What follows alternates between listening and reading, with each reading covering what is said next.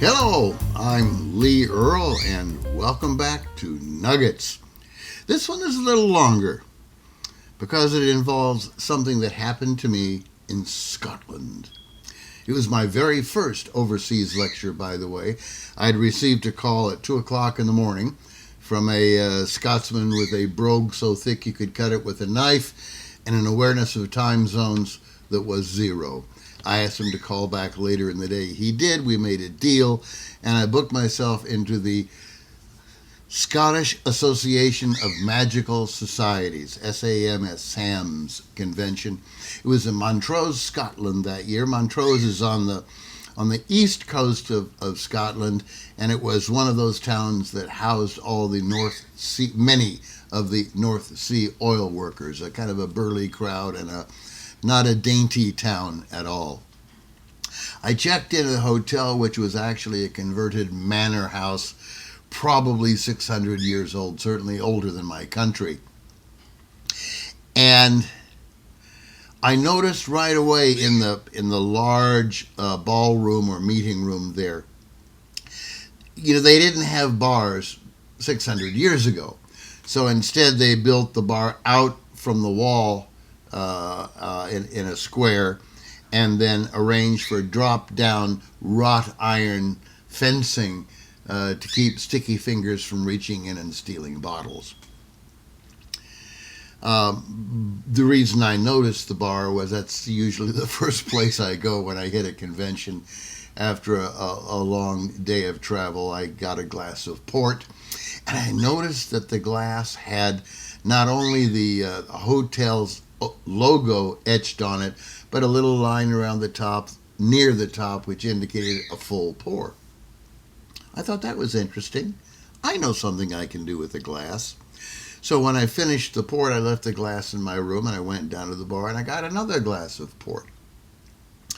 When I finished that, it was getting on toward late afternoon on the convention's first day, which is normally a nothing burger.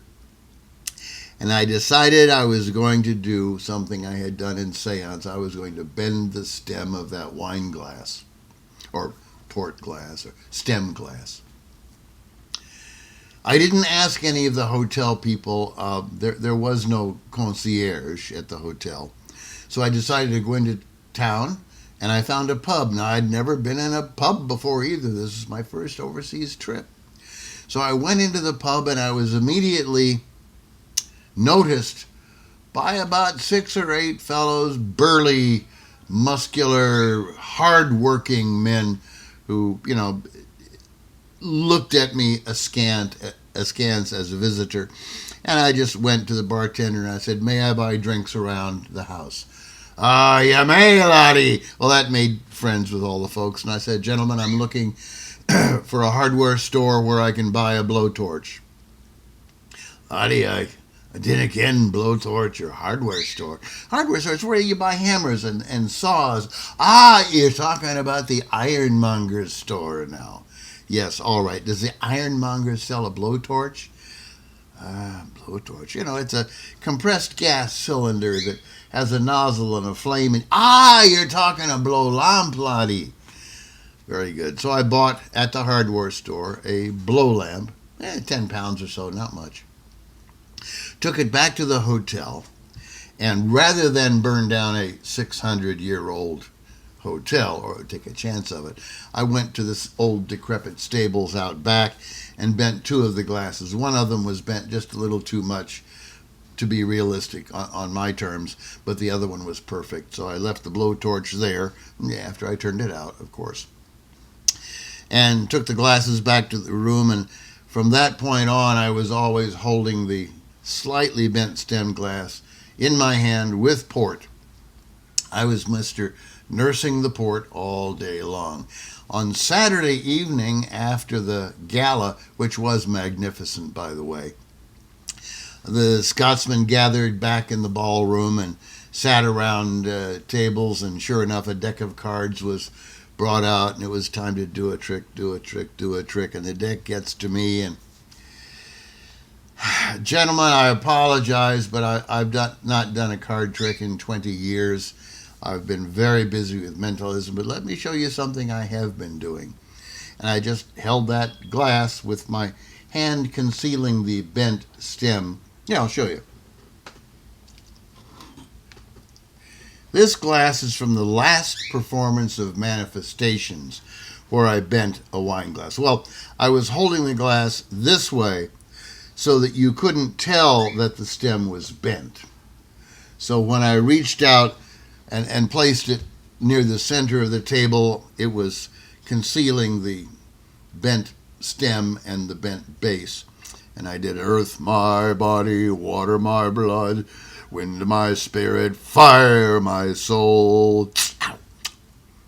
It was from me. And now the glass is sitting half full of port and bent. That group of Scotsmen, middle-aged, every one of them or older, giggled like schoolgirls, except for one.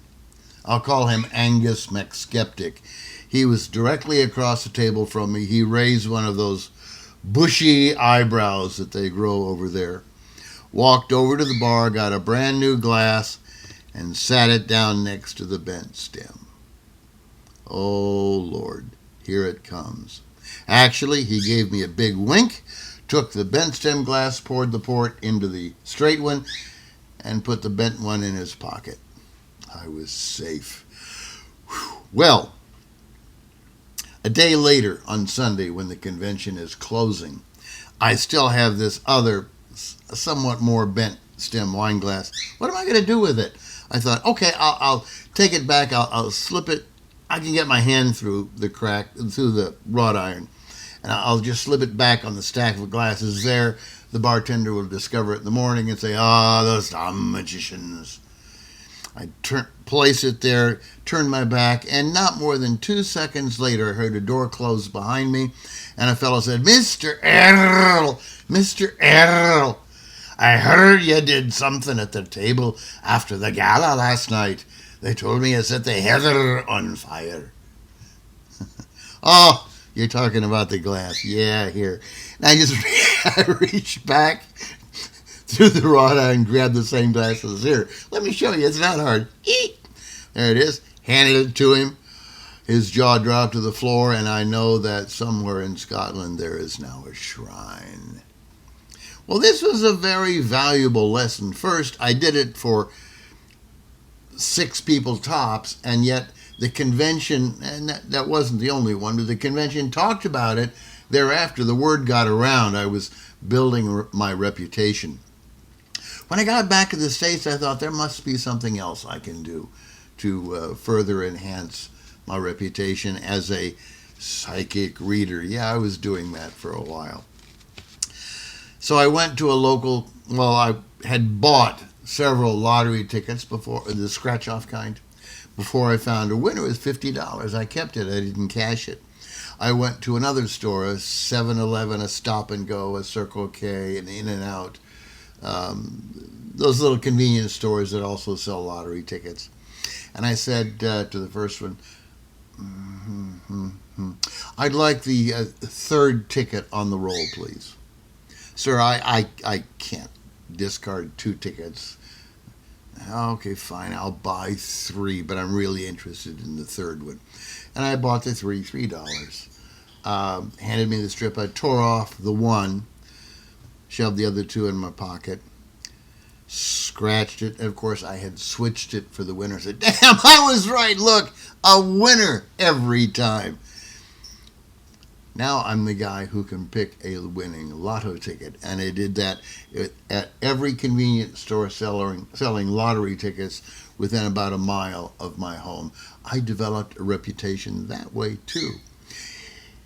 I guess the nugget here is that reputation builders happen both by accident and on purpose.